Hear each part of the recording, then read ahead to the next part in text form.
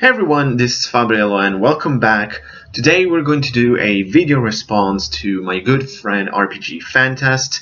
Although the original video is from Corleone62, which I think it's again a video response to another video response. That's I love this sort of chain video responses. It makes you think about the good old days of YouTube of old, since it was very different back then. However, the video it's very interesting, and it's such a obvious question if you think about it, but I actually never took the time and ponder about it, and that is what is your favorite time of gaming, or also what is my favorite generation in gaming? The answer is pretty straightforward, but let's elaborate here, because, for example, I saw in Corleone62's video that, for example, he mentions, I still need to watch the video, I'll do it later, but he mentions that he will talk about 3 different, like, favorite times. I don't know, I mean, I still need to watch it, so I'll just go with what I think it's my obvious in a way answer, but because in a way I can say every generation it's my favorite. There are elements from each and every one that I absolutely loved. After all, I started gaming basically since I can remember. I got my NES when I was very young. I remember, like, in kindergarten I already had access to an NES one way or another. I don't remember if it was mine or just a friend's, but I remember playing NES, doing this drawing while everybody else was asleep, since I hated sleeping during the day in kindergarten. They forced you to go to sleep, and I was like, no, I don't want to. I don't want to waste my time sleeping in the middle of the day. So I basically sneak out of the room and went back to the classroom, start drawing, minding my own business. And I remember drawing basically a sort of like something that was happening in the first stage of Contra, of all things, because that's kind of the first game I remember seeing, even though I don't know if it's the first one I actually played, but my memories from back then, it's very foggy. We're talking about decades ago. So, as I said, I started with the NES and never looked back, since video games clicked instantly with me, and moving from generation to generation, I managed to appreciate a bit of everything from different companies, different consoles.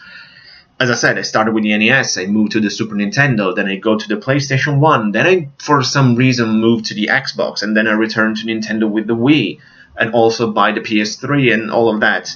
But at the same time, it's interesting to think that I was a very different not gamer, because I think as a gamer I haven't changed much, like the way, like how the kind of games I play, how I collect games, it's similar but not the same. That's the main difference, because back then I wasn't a proper collector, because back then no one gave a shit about collecting video games. Basically, I just have the habit of keeping my stuff. Like, I never actually sold my games. I kept them. Maybe I didn't touch them, but I kept them, because that's how I am. That's who I am. I like collecting things. I like keeping my stuff. So all my NES games basically are my original ones. I never sold one of those. So I'm still talking about NES, but that's not my answer. Just to show that, and in a way, any generation can be the right one. But. My answer to that, my favorite time of gaming, my favorite gaming generation, there's no doubt about it, to me, is and always will be the PlayStation 1. What a surprise, I guess. Of course, it has to be the PS1. While I love what came before and what came after, there was something special about the PS1. Every time I think about it, to me, that's the machine that really solidified my love for video games. Because, as I said, I enjoy video games since the NES. I love that hobby, but I think it was more of a I don't know, maybe a way to pass the time. While the same was sort of with the Super Nintendo, but with the PlayStation 1, it was really the moment that I said, that's it, this is my main hobby, or at least one of my main hobbies. Also because, of course, like I was growing up in the meanwhile, like as a young teenager, I was starting to properly get into what I wanted to be my own hobby. And I think the PS1 really gave me that push that both neither the NES nor the SNES gave me. However, to see how I think, to me, the PS1 was just like a second stage of something special, because I believe that between the 16 and 32-bit generations, so just to simplify, the Super Nintendo and the PlayStation 1, including all the others, so the Sega Genesis, the Sega CD, 32X, TurboGrafx, even though I don't even know if that thing was released in Europe, to be honest. I have no idea. And moving on to PS1, the N64, the Sega Saturn, all those two generations, to me that was the golden age of video gaming. I mean, gaming was just perfect back then. Of course, we had amazing consoles and way better consoles, much more superior from a technical point of view, and what video games are able to offer. But there was something special back then. As I say, although the PlayStation 1 is my absolute favorite, nothing will change that. I also, of course, love the Super Nintendo generation, for example. But it was different. I believe that I was very different as a gamer. And, I mean, the way I collected games and I experienced game was different just from one generation to the other. I remember there was a moment with the Super Nintendo that it's not that I dropped video games, but it became almost a secondary thing to me. But then with the PS1, for some reason, it went back full force. But how did I start? How did I actually got into the PS1? Well, that's a good question. I barely remember. I mean, I have no idea when or how I got my PlayStation 1, so that's a good start.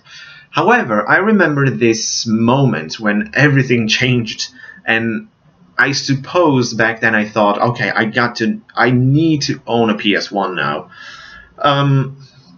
Back in middle school, I remember there was a friend of mine, Guido, who he always enjoyed gaming. I remember, like, thanks to him, I discovered Doom on the Super Nintendo, for example, because I was so jealous of him, basically, because he had access to all these things that it's not that I couldn't, but I didn't, simply enough.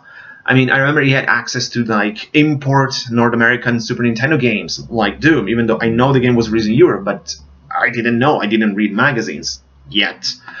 And especially once I got my Super Nintendo, including Doom and other games, I keep playing that, and all of a sudden I went to his house, since we live pretty close nearby.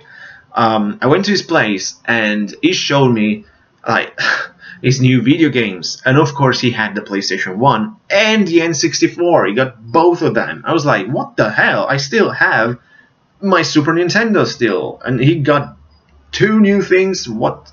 That's not fair. And I remember, like, I don't remember if we played other games, but what we did play was this game called FabryLoN 1179, which it's a racing game, basically. It's nothing special, but back then it was mind-blowing, of course. I never saw anything like that. Because if I remember, I even own this game. It's kind of one of the first games I bought for the PS1. I remember being like full 3D and stuff like that. I was like, whoa, Super Nintendo cannot do that. I mean, Doom, Star Fox, kinda, but not like that. So I remember playing the PS1 with him. We played a bit of N64 with him, and I think after a while I started to really annoy my parents. It was like, I want a PS1, but I don't remember how I actually got it. what I do remember are like the two first games I got with the system, this Felony 1179, and especially, which after 1 hour I beat the game, I was like, okay, that's that. Sure, what's next? And the other game, that was Pandemonium, which is a 3D platformer, which actually is a lot of fun. I really enjoyed it. I still remember it was pretty epic. The opening cutscene of that game was like, the graphics were insane for the time. I never saw anything like that. And I love how short yet funny it was. Like these two, like this witch and her jester, just like having fun with spells, and all of a sudden, by mistake, kinda, they see this obviously ominous spell and they cast it anyways, and they summon this sort of huge frog that devours everything. So it's like, maybe we should do something. I always love that. It's a very memorable opening. So, and that was just the beginning. That's, as I said, my introduction to the PS1, and progressively I managed to get more games, although it was a very slow and painful process, because of course, like most of us can remember, I couldn't afford buying games. Naturally, I depended on my parents, and let's extend it on my family. Because sometimes I managed to convince my grandfathers to buy me a game here and there. So maybe if I was lucky, I managed to get 4, maybe 5 games per year, which is ridiculous by today's standards. But it's also part of the charm. I think it kinda made those games more special, because they were so rare to me that I really, really enjoyed them. Even though maybe I got something that I don't like, but at the same time, I really, really made an effort to enjoy them. But connecting from there, like something that I might not like, that started to change, because at the same time, during the PS1, I also really, really got into gaming magazines. Let's say from the mid-90s, so between 93 and 95, so early to mid-90s, I started to buy magazines here and there, because of course I love gaming, but for example, during the NES and Super Nintendo, I didn't really buy magazines. Like, I don't remember seeing much. Like, I have no idea if, for example, Nintendo Power was in Italy. I don't know. And I certainly don't remember buying any Nintendo-specific magazine before, like, the Wii and DS generations. That's when I started buying Nintendo magazine. Before that, I buy occasionally like computer magazines, because I also had PCs, even though I really didn't like the games. To me, those games were garbage compared to the NES. Even though, like, a game like, let's see, some old games that I've played. Well, there was Ultima that was shit. That doesn't count. I remember playing Sim Tower. I remember playing the original Age of Empires. That was very good. Some first-person shooters here and there, like Wolfenstein 3D. So there were good games, of course, but I was getting so much into the NES that PCs, to me, were, and in a way, they kept being secondary systems compared to consoles. And however, here and there, I started to buy gaming magazines. There was one, the first one I remember buying with my own money. Of course, was something that my parents gave it to me, some sort of allowance. I don't know, what was it, like 10,000 lire, which is a bit less than 5 euros, was my allowance, which it allowed me to buy this gaming magazine, who a good friend of mine actually recommended. It was called K, like computer games magazines or something. I think it went out of business a long time ago, but it was a pretty decent one. I remember there was an article on, what was it? It was some sort of sci-fi-ish first-person shooter. I cannot remember. It's so long ago. I think it was like 93, 94. But progressively I started to buy some of them. There was one was called like Games for My Computer, which was very good. I bought them for many years, actually. It was one of my most consistent magazines until I started to get into PS1 magazines. And what was the name? There was one which was basically the big one in Italy. Maybe PlayStation Magazine or something like that. It was something very obvious, but it was a very good magazine. I remember all my friends read it, including me. We discussed the articles, and And I think, as I said, it was a very good magazines. They were good and interesting article. But I think we're starting to think about 96, something like that, with these kind of magazines. But that's the good thing about it. Those magazines, they have. Unfortunately, I remember like RPG Fantast was mentioning like he still has hundreds of magazines. I'm so jealous because even though I think I might have kept them, but I also have. I'm really scared that maybe my parents one day they were like reorganizing the house. They found the stacks of old magazines. And maybe they even asked me like, "Do you still want this?" I say, "Nah, don't. Who cares?" And they threw away, I don't know, like 100 magazines, a PS1 magazine or something, or maybe they're just some stack away in a corner of the house. Who knows? I have no idea what they are, but that's a tragedy.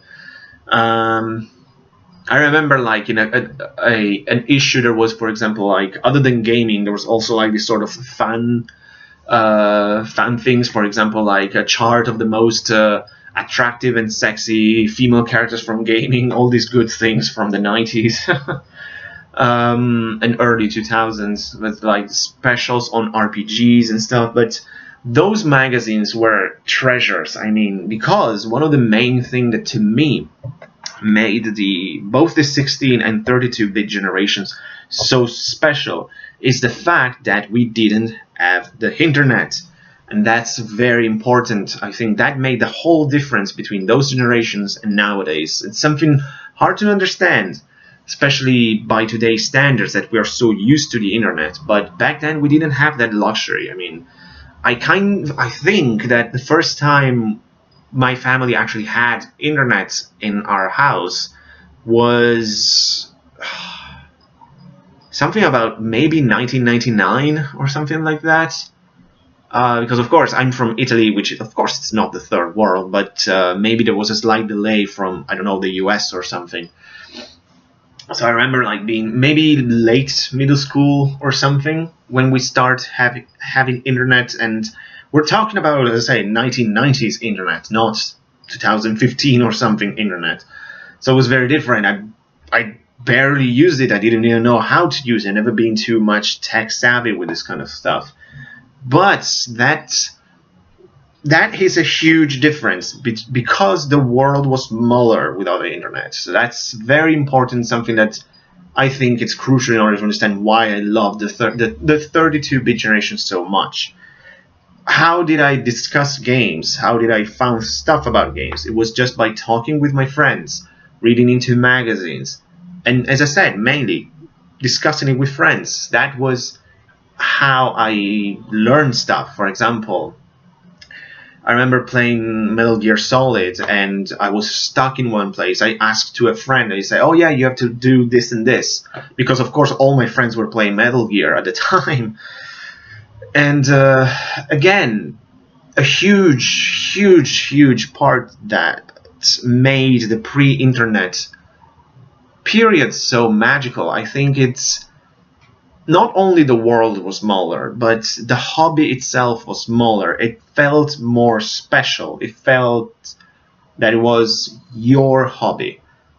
Of course, as I said, I had plenty of friends who were really into gaming, just like myself, but it was something that felt really yours. It's something that you treasure much more because it's your hobby. Nowadays with the internet, I think it's different.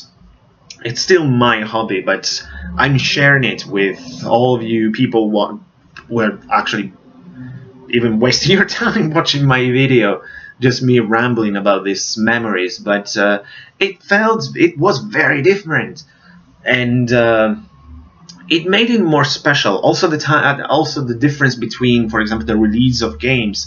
You just rely on magazines, maybe just a page, a small article with these really enthusiastic guys describing like what the next Breath of Fire game will be. Like I remember like articles on Breath of Fire 4 coming, and I was just salivating on, like, for example, a picture of the Kaiser Dragon, for example, or a small hint like that was talking about Legend of Dragoon, or whatever, Final Fantasy IX, or of course I'm using RPGs because it's easier to remember, but also, for example, the first time I saw articles on Parasite Eve 2, all those kind of games that I was really getting into.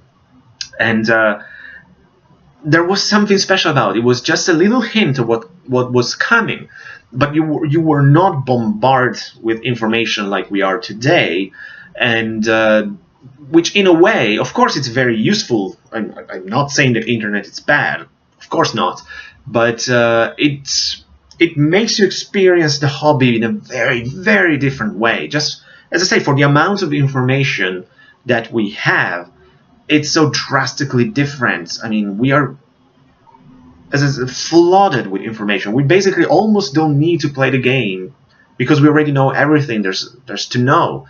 We have FAQs, walkthrough, all of that. Back then, you have to struggle in order to finish a game. And again, you can ask and talk with your friends, as I did. I remember like playing Legend of Dragoon. Oh my god, that game. I remember having these epic sessions with my friends playing that game, trying, like, for example, it was a friend of mine was stuck on a boss, so there was like the two of us really playing that. Or the only time I actually skipped school was because of Legend of Dragoon with a friend. We had this master plan of like basically during recess going to his house, and I brought my PS1 in my backpack instead of my books. And so we installed my PS1, so we got two screens, two PS1, both of us were playing Legend of Dragoon. We were at the same spot in disc 4, and we grind, we talk, we smoke cigarettes, we drink. It was amazing. Of course, they realized we weren't there, and the same night, I didn't pass a very nice evening with my parents, let me tell you. But all of this, there was something magical. Of course, gaming was becoming bigger and bigger as the generations progressed. For example, like PS1 was already very instrumental in that. Like the PlayStation brand in general was very instrumental in that, with the successes of the PS1 and PS2, and all of that. So another thing that really makes me love the PS1 so much in retrospective, but I also kind of realized back then already, I was like, this is really an amazing system, are the games, of course. No questions, because that's where I really discover certain genres that would really swiftly became my favorites, something that I only mainly just experience on the side here and there, and others that I never actually get my hands on. And of course I'm talking about JRPGs and survival horrors, two of my favorite genres, and both of them I really got into them with the PS1, because on the Super Nintendo and even the NES, I don't think I ever played a proper survival horror. Because of course there were the Castlevania games, but those are like, they're not survival horrors. They're action side-scroller games with horror theme as a theme. That's different. I never played something like Resident Evil, of course. I don't think Sweet House was released outside of Japan, for example, on the NES. And of course, what can I say about JRPGs? I mean, it's almost a drug nowadays. I'm completely addicted to these games. I absolutely love it. And it's something that I experienced for the first time mainly on the Sega Genesis, even though I didn't own one.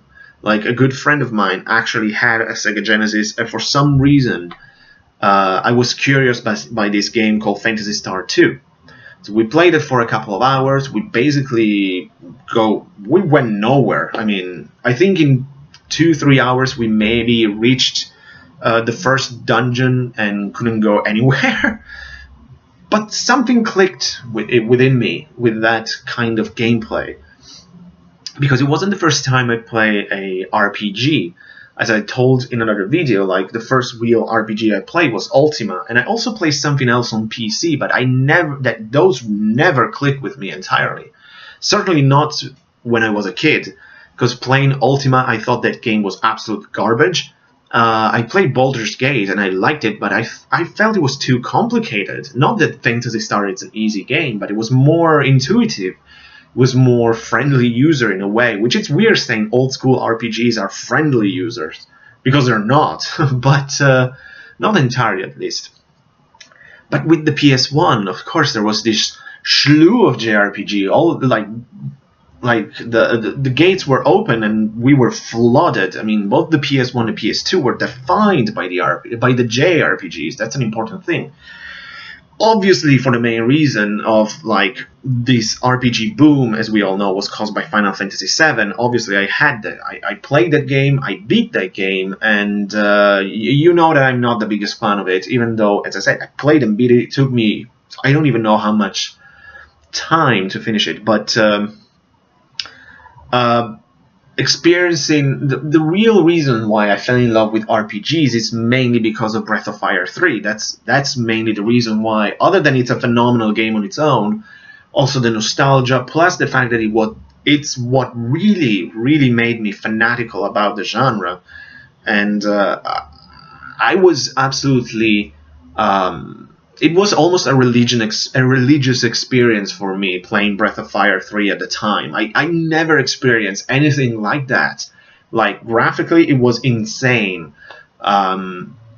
Because also, like, at the same time, I was really into anime. I still am, but back then, I was also getting into and exploring, because, like, at the same time, between the end of elementary school and the beginning of middle school, I was really into that kind of stuff, manga and anime. And Breath of Fire has this strong anime coat of paint that clicked instantly with me. Plus, you have like the storytelling. I never experienced anything like that in gaming. Like the engaging combat system, the soundtrack, I grew attached to those characters, to Ryu, Nina, Rei, Gar, Momo, all of them.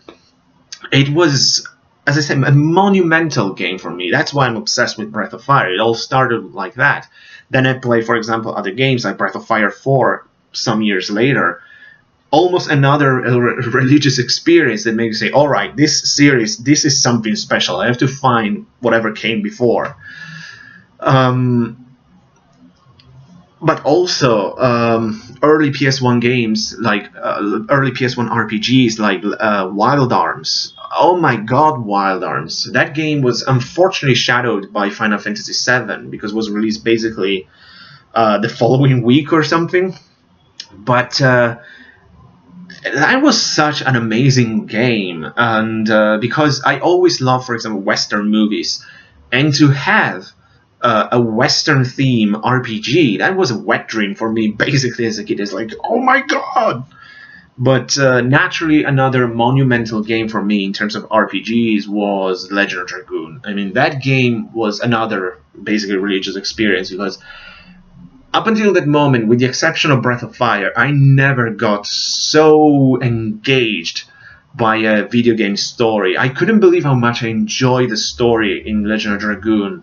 The characters, the development of those characters, the interaction between them, all of this with a fantastic soundtrack. This very interesting world that I wanted to explore, I wanted to know more, especially when once you start to get into the history of the world, the religion, the mythology, and all the connection between the different races, and it was mind-blowing. And like the combat system, even at the time, I say, like, even it was a sort of breath of fresh air, even though I was kind of new to RPGs, but it was still turn-based. But I got really addicted to that system of the, let's call them combos now, but I got so addicted to that. I wanted to 100% that game. That's one of the few games I broke the 100 hours for. I was so engrossed in Legend of Dragoon. Grandia, of course. How can I not mention Grandia? Again, one of the most magical games you can actually play. One of the best RPGs ever made to me. That music, that combat system, those characters. I mean, Justin, Fina, and Sue will always be with me. The music, oh my god, so good. So, obviously the Final Fantasies. Even though I'm not a huge fan of Final Fantasy VII, I still play the game because it was pretty amazing. Even though I prefer basically the game at the beginning and progressively lose. I kind of lost attention and interest and focus until I was just like, yeah, whatever, just finish this game. Final Fantasy VIII was a bit weird, and then Final Fantasy IX happened, and oh my god, Final Fantasy IX, it's so good. Of course, naturally, there weren't just the RPGs. Those were the most important to me. That's still my favorite genre, after all. But as I said, I discovered survival horror. That was a big deal. I never experienced anything like that. And the first time I got introduced to the genre was thanks to a good friend of mine. We were at his place in the mountains. Since where I'm from, it's close to the Alps. So basically, when the fall starts, basically it's also ski season. So went to the mountains, and we basically went to each other's house every single day. For the most part, we just played video games, of course. One day was very low. I have to show you something. I mean, it's just unbelievable. You wouldn't believe what I got. It was very mysterious, but it was very excited at the same time. So I went to his place, and he showed me very proudly, like, yes, Resident Evil 2. I was like, oh my god, you got that game? Because you have to think, those were those were innocent times. Basically, you had like to buy a game like that. It was a big deal because reading through magazines and by word of mouth, we knew that was like a scary game, a violent game, something we were not supposed to play. So, because even more unbelievable, I still remember this. It never happened again, I think, or at least I didn't pay attention. The first time that I heard like the news on television talking about video games, it was because of Resident Evil 2 being banned in Italy. And that was like, never heard of it. I was like, what? I remember seeing brief snips of the game on the news, like with these people saying, this is so bad, it will melt your brain, makes your children criminals, and all of the usual stuff. But we had the game. We were like, we have to play this. And I remember we barely, again, went nowhere. I remember I was very cocky, being like, oh, leave it to me, we're going to finish Resident Evil 2 tonight. Yeah, we didn't. But again, because I could barely play, I never played a survival horror, but for example, I immediately fell in love with the 10 controls, for example. And of course, I had to buy Resident Evil myself, so I bought the first one, bought the second one, play and finish both of them, loved them. Resident Evil 3, much later, but I love it. And in the meanwhile, I also discovered a little game on the side, which it's called Dino Crisis, which battles Resident Evil 2 as my favorite survival horror game, because that game was insane. None of my friends actually owned Dino Crisis at the time. I was the first one to get that game, so I could brag about it. But that game was so amazing. It was much, much better to me for certain aspects than Resident Evil 2. Of course, the latter has more nostalgia, and it's an epic game. But Dino Crisis is something very special. It's much more... I think technically it's a bit better. Like I think it's full 3D. The controllers are still tank-like, but they're a little more fluid, so they felt $1,000,000. I remember like one night I was so excited playing Dino Crisis, I almost broke a finger on my foot tripping on the stairs. And I remember I was there playing Dino Crisis. I was like, oh damn it, my foot really hurts. And then I look at it, it was just bleeding. I was like, oh my god! I was so excited about playing Dino Crisis. But of course then, Parasite Eve, how can I not mention that? Parasite Eve 1 and 2, I love Parasite Eve 2. Fantastic game, even though I was never able to finish it, because the final battle with Eve drove me crazy. But again, experiencing these games I've never experienced before. Of course, like that, it's a huge factor in loving the system so much. But also other games, like even though I'm not a fan of fighting games, I experienced some amazing fighting games on the PS1. Street Fighter Alpha 3, it's easily the best Street Fighter game. and I couldn't believe how much I love it. Like playing competitively with my friends, or even on my own. I almost like create stories why these characters were fighting or something, because I love writing in my free time occasionally, and create these mini sagas about like this sort of fighting tournaments or something.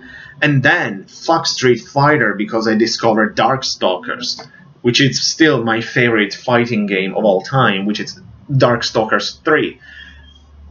I love that game so much. I was so good at Darkstalkers, and it kills me that Capcom completely abandoned the series. I don't understand why, but I love it. Like the setting, the crazy characters, the stories, the graphics, everything about Darkstalkers 3 was perfection to me. I played that game so much. As I said, I was so good at that. I really murdered my friends at Darkstalkers. But I remember another memorable one, even though it was not a really good game, but it was amazing playing with friends, was that Wu-Tang Taste the Pain game. A Wu-Tang Clan game was a fighting game, was famous for its violence again, but it was a lot of fun playing with other friends. Like we can play 1 versus 1, or even like with 4 players. That was insane and was so much fun. I remember having an entire afternoon session with 3 of my friends playing Wu-Tang, which is not a very good game, but playing with friends was so cool. What about other epic games like Metal Gear Solid? The only Metal Gear I've played so far, but that was, again, monumental. I remember, because at the time, all my friends were playing that game, and we all exchanged suggestions and information or secrets and everything. It was amazing. After a while, there was a sort of competition of who was able to finish it first and all of that. Fantastic. Other cool games I remember playing, because there was, of course, how can I forget this? Fear Effect 1 and 2, but especially 1 was more memorable to me, as again, it was a game that only I was really interested into. I remember some of my friends were not entirely convinced by it, so the graphics a bit weird. But I remember an afternoon, that good friend who also owned Resident Evil, he came to my place, like always basically. Where again, even like this was like late middle school, we basically saw each other every day. We always went to each other's place, like play video games, like talk about anime and stuff like that. It was the best time. Basically, I bought Fear Effect not so long ago. I was starting to get into it, even though it's a very tough game, especially back then. He had a magazine, that's PlayStation magazine, with some codes. So there was, like, for example, an invulnerability code. So it's like, let's see what this game has to offer with this code. And we basically finished the game. We played all afternoon. And, of course, that was a big help. But it was really amazing. I mean, no, wait a second. We didn't finish it. I think we finished maybe 2 discs out of 4 because it's a very long game, now that I think about it. I finished it on my own. But I started like half of the game basically with him. And at the end is like, I gotta get this game. This is awesome, actually. Because again, there was something... it was a very, for example, a strongly cinematic game. It was a sort of mature also for the time. Like there was some swearing here and there. There was the famous naked scene in a way, like the protagonist Hannah, she's running around and killing zombies just dressed with a towel of all things, and in order to distract the guard she removes the towel, and it's not that you see anything, but and I still remember like the face of the virtual guard. He was like, ho ho ho ho ho, like this. And I remember we were like shocked. It's like, oh, there is some nudity in this game. What is going on? I mean, oh my god, just to think, such innocent times. We were shocked to have some sort of vague nudity in our games. We loved it, of course, but it's like, whoa. So epic. I also remember, like, for example, a couple of first-person shooters on the PS1, which is usually, back then, consoles were not considered like the go-to systems for first-person shooters that always have been like a privilege for PCs. Of course, like Doom was there, Quake was there, Unreal was there, but I think between the PS1 and the N64, developers showed that you could have amazing first-person shooters, like well-programmed with interesting stories, at least, for example, in a couple of cases, on consoles. Like, of course, on the N64 you had GoldenEye, which I played a couple of times. For example, on the PS1, for example, the counterpart to me was Medal of Honor, the first one. That was an amazing game, I think, especially like the single-player mode. Multiplayer was fun, but I really liked the one-player campaign in that game. Also, another one that I have to mention was not... I don't think it was like the best port of the game, but the experience for me was amazing, and that was Quake 2. I owned and played Quake 2 on PC, of course, but there was a version on the PS1, and this friend of mine actually owned it. And there is a picture.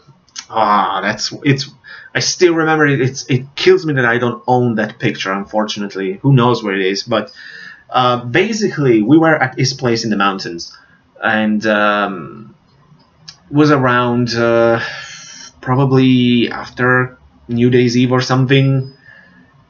And we woke up, and first thing in the morning, what do? We went playing the PlayStation, of course. Not even time for breakfast, basically.